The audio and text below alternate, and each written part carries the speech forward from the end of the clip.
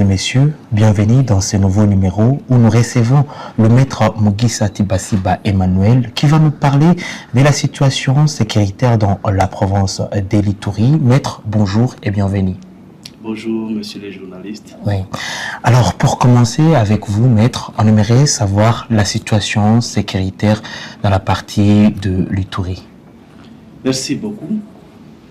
Avant tout, je commence par vous remercier parce que vous avez insisté il y a très longtemps qu'on parle de la situation de l'Ituri. Ouais.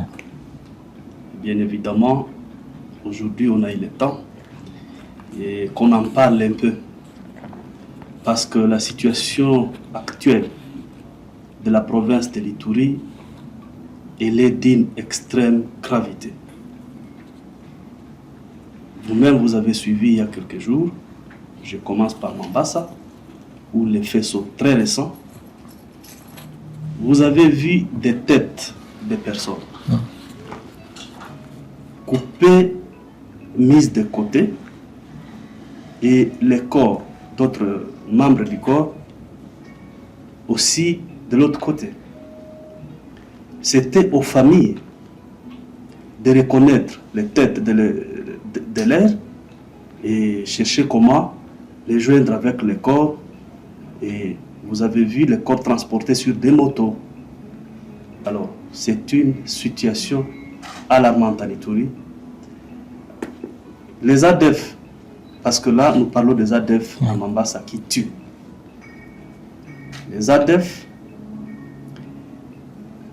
depuis quelque temps, je dirais depuis 2019, et en Ituri, il y a quelques années, où les ADF foragent dans les territoires de Mambasa et dans les territoires d'Irumu. Alors, la situation actuelle, telle qu'elle, on se pose la question sur la responsabilité de l'État congolais. Alors, vous venez un peu de parler, d'évoquer à ce qui concerne la situation sécuritaire dans la province de l'Ituri, précisément dans des territoires de Mambasa et d'autres coins de la province. Mais on aimerait savoir qui profite réellement de l'instabilité dans la province de l'Ituri. Avant qu'on ne touche les points de qui profite de la crise de l'Ituri, j'aimerais que je vous brosse d'une manière générale la situation sécurité de l'Ituri. Je peux aller de 2019 à 2026, aujourd'hui le mois d'avril. Alors, l'Ituri que vous voyez, que vous suivez tous les jours les informations et que vous avez dans les réseaux sociaux, l'Ituri, elle est attaquée par les groupes armés. Depuis 2019, là je vous parle de 2019 à nos jours,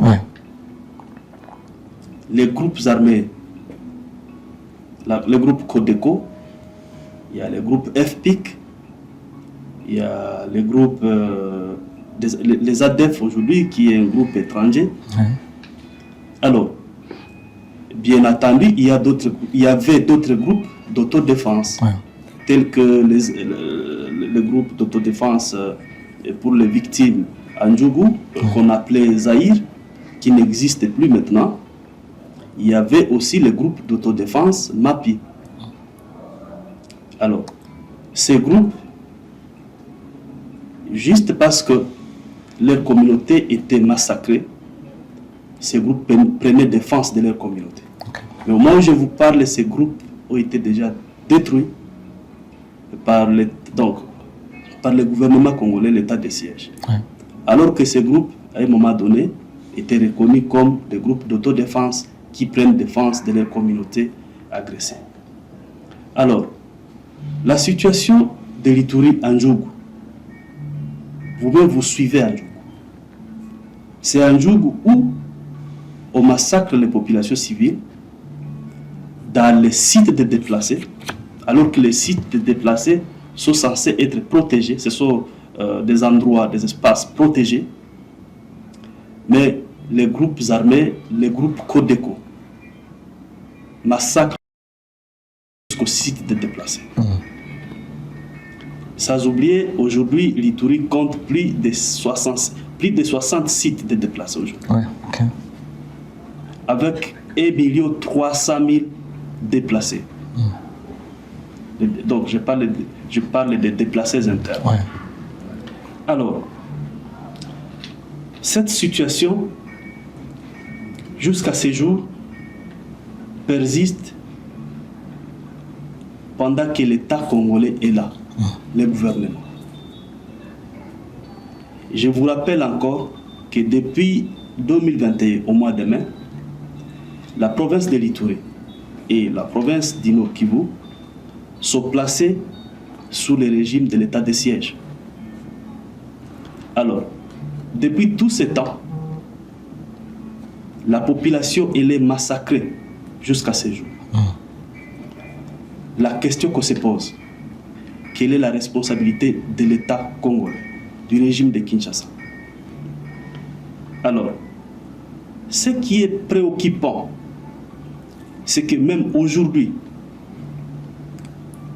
ce groupe Codeco, un groupe criminel, il est intégré dans l'armée de réserve de défense, qu'on appelle RAD, communément RAD, qu'ils appellent RAD. Ce groupe qui est criminel, qui tue en Ituri, qui a tué, je vous dis aujourd'hui l'Ituri depuis 2019 à 2026, je vous parle, lorsqu'on prend les données combinées, les données consolidées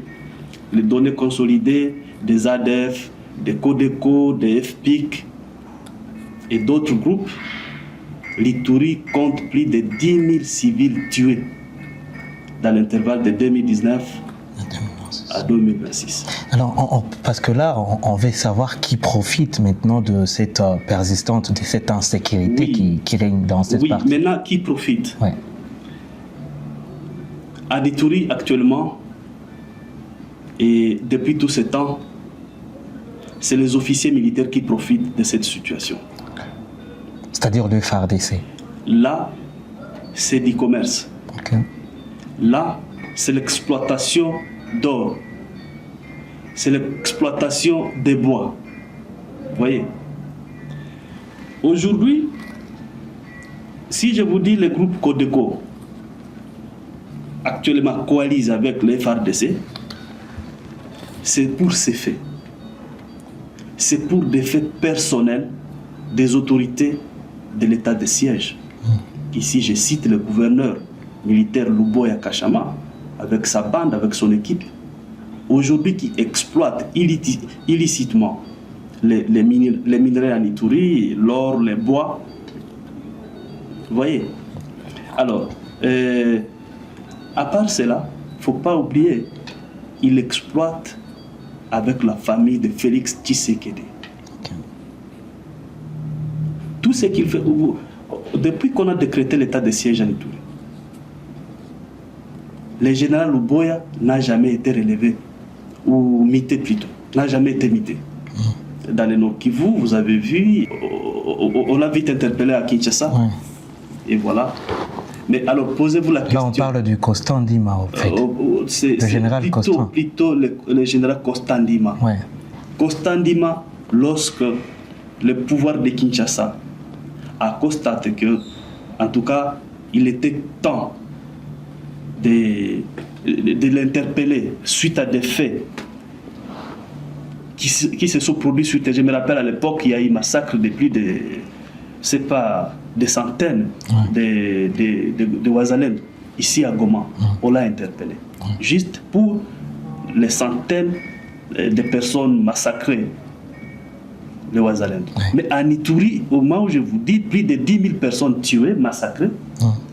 Mais le gouverneur militaire de l'Ituri, Luboya Kachama, il est intouchable. Lui, on ne l'imite pas. Il est toujours là. On se pose la question pourquoi. La simple raison, c'est qu'ils travaillent pour le cas de Félix Tshisekedi. Ils exploitent de l'or, des bois pour la famille de Félix Tshisekedi. Et c'est pourquoi vous allez constater même aujourd'hui dans l'opération Souja, UPDF, FRDC. Cette opération, elle est bloquée. Pourquoi? Parce qu'il y a une mauvaise volonté du part du régime de Kinshasa, de la part du régime de Kinshasa, de la part de Félix Tshisekedi. Il y a une mauvaise volonté. Pourquoi? Il a éternisé Luboya Kashama à Ituri. Et aujourd'hui, l'Ouganda lui dit: nous ne voulons pas de Luboya là-bas parce qu'il bloque le processus. C'est ce qui fait qu'aujourd'hui l'opération Soudia échoue à Ituri. Nous ne voulons pas de Luboya parce qu'il bloque la machine à Ituri. Nous n'arrivons pas à bien opérer pour traquer les ADF, pour traquer les groupes armés criminels à Ituri. Mais le régime de Kinshasa ne le fait pas. Il est prêt même à rompre avec l'Ouganda juste pour garder Luboya à Ituri. Alors, mais maître, on aimerait savoir maintenant, vu que vous venez d'évoquer la situation de ceux qui profitent de cette instabilité persistante à Ituri, mais on aimerait savoir maintenant, maître, pourquoi, malgré ces opérations que vous venez d'évoquer, qui pouvaient être militaires et autres, le massacre continue toujours de persister. Mais oui, mais il n'y a jamais eu d'opération à Ituri contre les groupes armés. Il n'y a jamais eu d'opération. L'état de siège a été décrété avec des missions qui sont précises, ou alors on lui attribue des responsabilités qui sont précises. C'est sécuriser la population civile, vous voyez, et traquer les groupes armés pour restaurer l'autorité de l'État. Mais par contre, aujourd'hui, l'état de siège n'est plus dans ses missions, n'exécute plus les missions lui attribuées par le pouvoir central, par le pouvoir de Kinshasa. L'état de siège a défié ses missions. Il est plutôt, je venais de vous le dire, dans l'exploitation de l'or, il est dans l'exploitation des bois, il est dans le détournement des fonds publics. Vous voyez? Alors, c'est ça qui fait que l'état de siège n'exécute plus la mission qu'on lui a attribuée. Il est ailleurs. Et ce qui est grave, pour que l'état de siège soit en mesure d'exploiter en Ituri, l'état de siège utilise le Codeco actuellement, depuis un moment. Il utilise le Codeco. C'est le Codeco qui sécurise les mines ou exploite les autorités de l'état de siège. Alors, c'est pourquoi vous allez voir, bien que le Codeco soit un groupe criminel qui a tué en Ituri, mais aujourd'hui, il est dans la rade. Il est dans la rade. C'est une façon de récompenser ces groupes. Dire, écoutez, nous allons vous blanchir de tous les crimes que vous avez commis en Ituri, et voilà, il l'intègre dans la rade.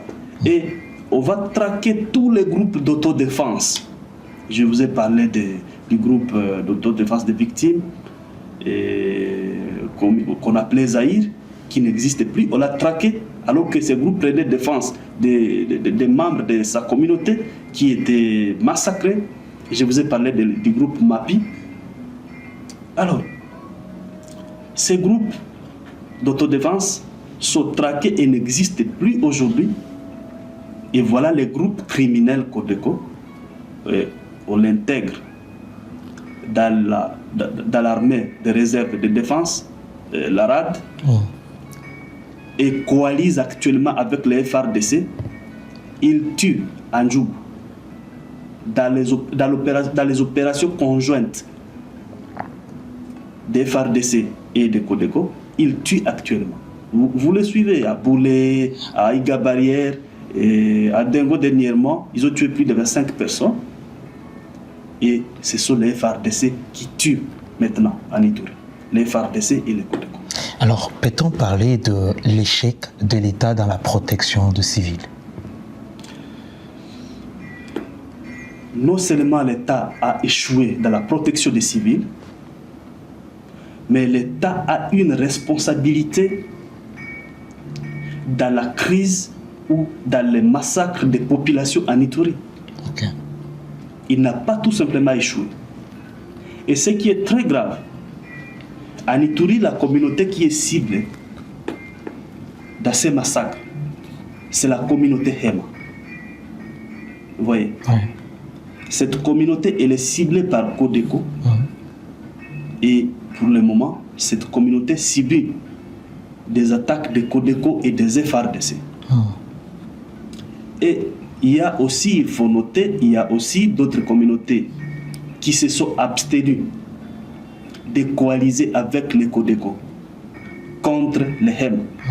Ces communautés, entre autres, il y a la communauté Nyali, il y a la communauté Alou, il y a la communauté Ndokebo, il y a la communauté Mambisa. Le fait que ces communautés se sont abstenues de coaliser avec les Codeco contre les Hema et aussi sont massacrés, je ne sais pas vous donner tous les détails tout de suite, mais j'ai un document un document de faits chronologiques des massacres en Ituri. Si vous voulez, je peux les mettre à votre disposition. Parce que les massacres de l'Ituri, les crimes commis en Ituri ont un nom, s'il vous plaît. Les crimes commis en Ituri ont un nom et des adresses. Vous arrivez à Ituri, on va vous amener là où il y a des fosses communes. On massacre des enfants, des femmes.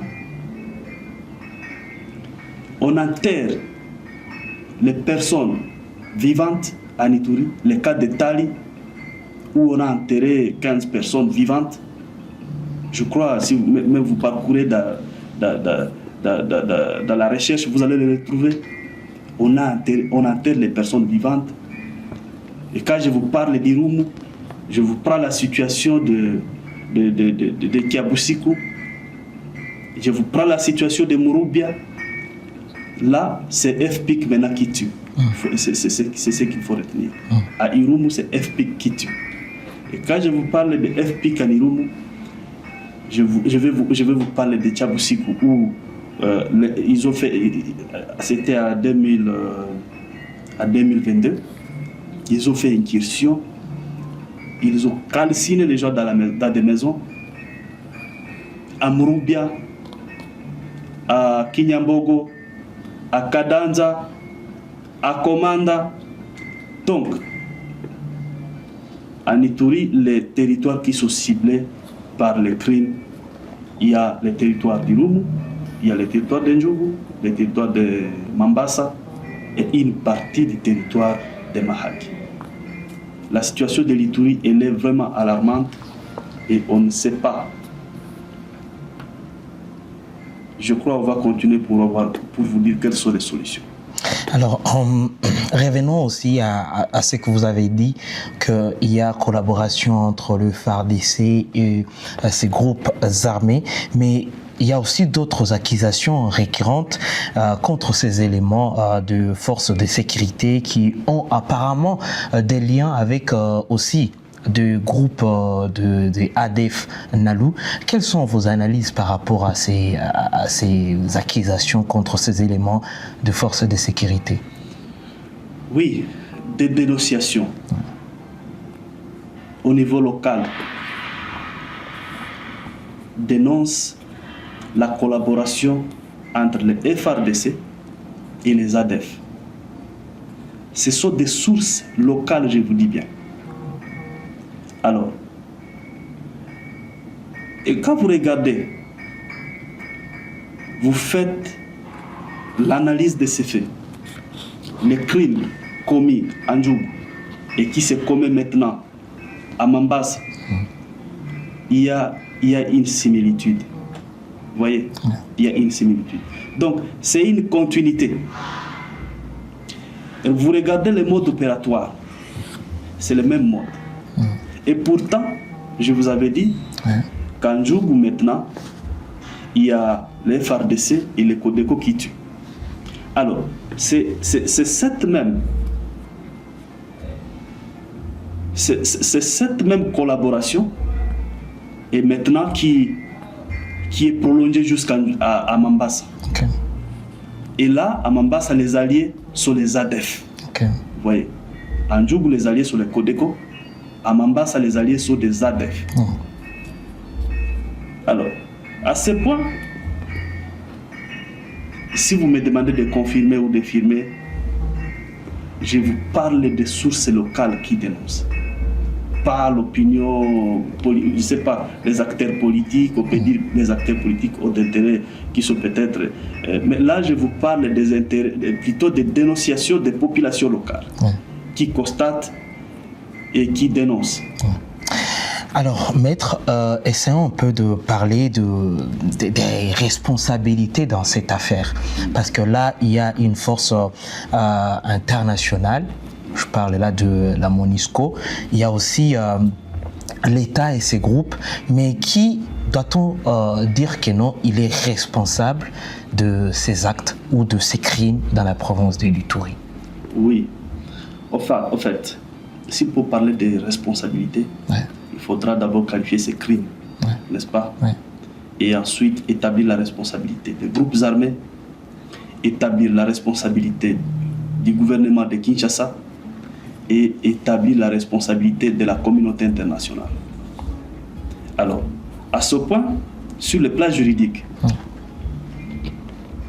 les crimes qui se répètent jusqu'à ce point et qui ciblent les populations civiles, ces crimes est qualifié de crimes de guerre. Ça, c'est des crimes contre l'humanité par le fait de s'éterniser et de se répéter chaque fois et qui ciblent les populations civiles. Des crimes de guerre, des crimes de guerre, des crimes contre l'humanité. Et maintenant, ça va jusqu'au crime de génocide. Vous voyez, lorsque ces crimes ciblent un groupe ethnique, dans le but de l'exterminer, dans le but de l'effacer, ça va jusqu'au crime de génocide. Et voilà. Maintenant, la responsabilité. La responsabilité, elle est partagée. Vous voyez, elle est partagée. Il y a les groupes armés qui sont responsables. Il y a l'État congolais qui est responsable, le gouvernement de Kinshasa, de n'avoir pas protégé ses populations, parce que c'est sa mission, d'avoir toléré, vous voyez, et en plus d'avoir pris part dans ces crimes. Parce qu'il y a des preuves, si vous voulez, il y a des preuves où les FARDC participent dans les massacres contre les populations civiles en Ituri. Oui. Alors, la communauté internationale. La communauté internationale reste indifférente sur la situation de la crise de l'Ituri. Elle reste indifférente. Je suis étonné et estomaqué même, voire écœureux, que la communauté internationale se préoccupe plus de la situation du nord et du sud Kivu, où je vois il y a un groupe d'experts mis en place pour enquêter uniquement pour le nord et le sud Kivu, et dans l'espace libéré par l'AFC M23, ils oublient, non, ils ignorent la situation de l'Ituri, où le gouvernement de Kinshasa contrôle, opère. Il y a la MONUSCO qui est là. Ils ignorent l'Ituri. Alors que je vous dis, la crise de l'Ituri a une similitude sur le plan de droit, elle a une similitude avec la crise du nord et du sud Kivu. Le fait d'avoir ciblé les populations civiles, le fait de n'avoir pas protégé ces populations.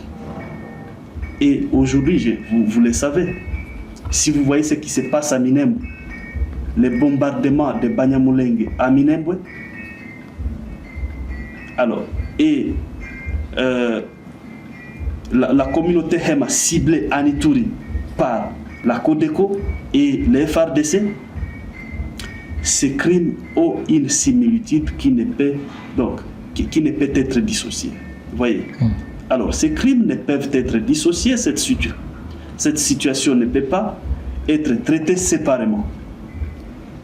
Et c'est pourquoi je vous dis, la responsabilité aussi de la communauté internationale qui reste indifférente à cette question,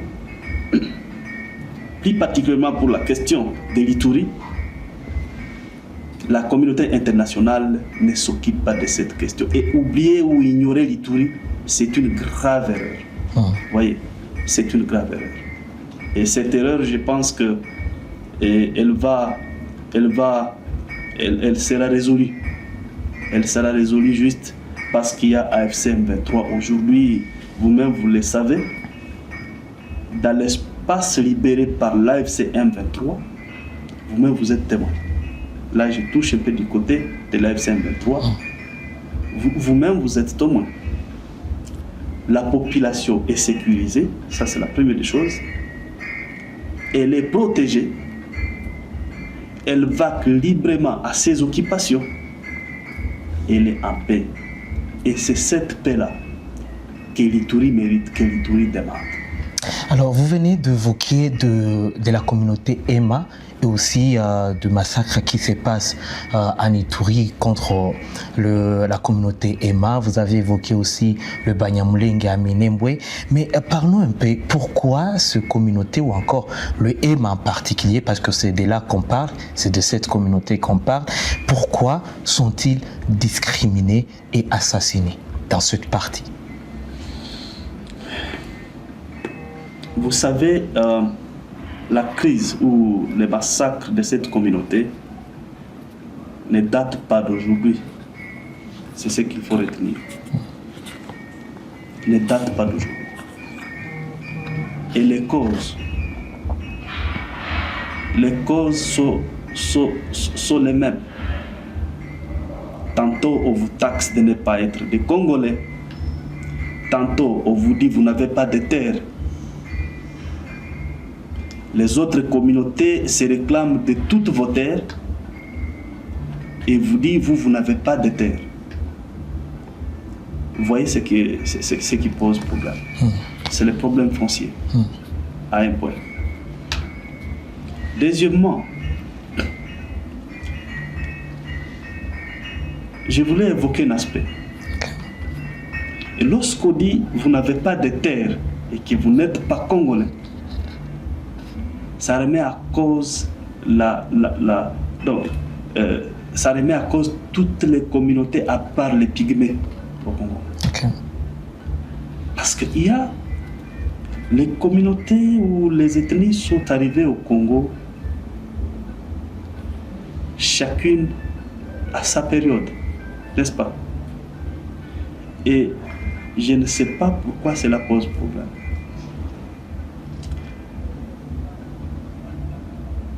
Aujourd'hui dans le monde, si vous voyez les nations qui sont développées, c'est parce qu'ils ont accepté de vivre ensemble. C'est parce qu'ils se sont donné la paix. Et si jamais le Congo, les communautés ou les tribus ne s'acceptent pas, considèrent les autres être des étrangers qui n'ont pas droit au Congo, ça pose problème.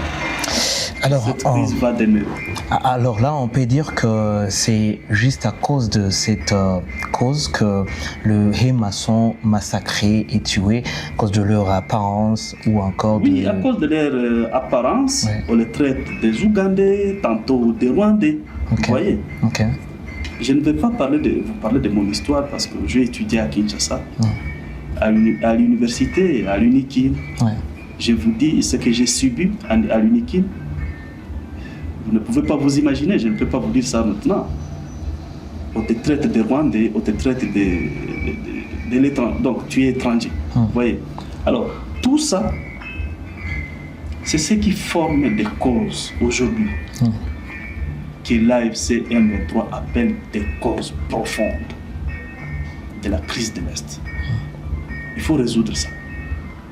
Et pour résoudre ça, c'est très simple. Question de s'accepter et de vivre ensemble et que chacun va à ses occupations. Et c'est tout.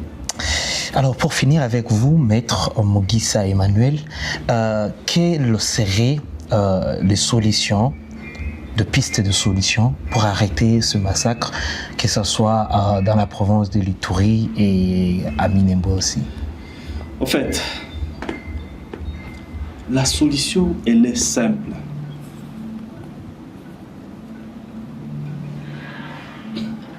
La communauté internationale doit comprendre